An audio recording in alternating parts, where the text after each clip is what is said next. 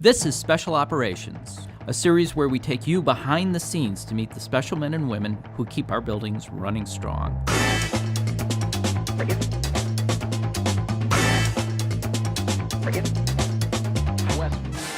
Hey everybody, I'm Bob Best with Jones Lang LaSalle, and I'm here to welcome you to 550 West Washington, one of the neatest buildings that we manage. Home to 7 tenants and about 1,500 people who go through those doors every day. Let me introduce you to Patrick Beastie, the Chief Engineer here at 550 West Washington, the man that makes it all happen behind the scenes. You ready to show us around? Absolutely, we're looking forward to it. Great, let's go. Let's go.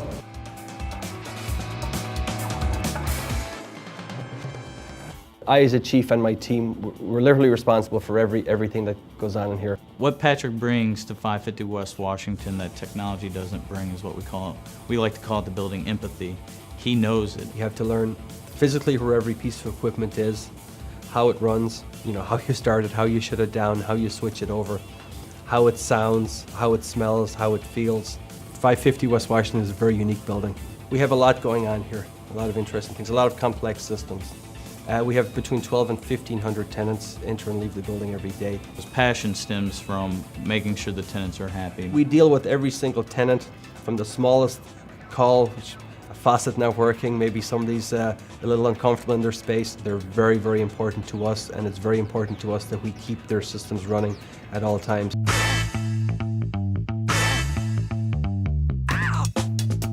This device here, the DX9100, part of our Metasys system, it's actually the brains of our operation. Various things happen as a result of the readings that this thing is getting that can have a huge financial impact if this is not doing what we want it to do. It's not any smarter than Patrick, but it's still pretty smart.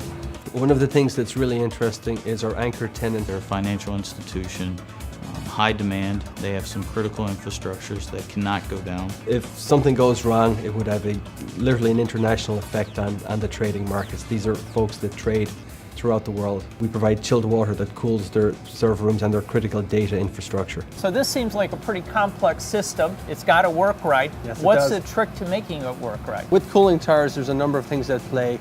The first and probably most important is actual water flow. And when we pump water to the top of the cooling tower, you have to make sure it's distributed equally. Here we have our filter bank.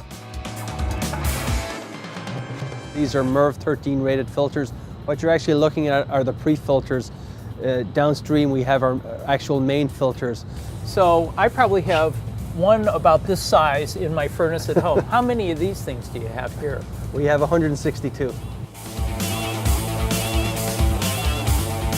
So this is an extremely energy efficient building because it's LEED Platinum. Yes, it is. This energy or heat exchanger is a key part of that. How does it work? What does it do?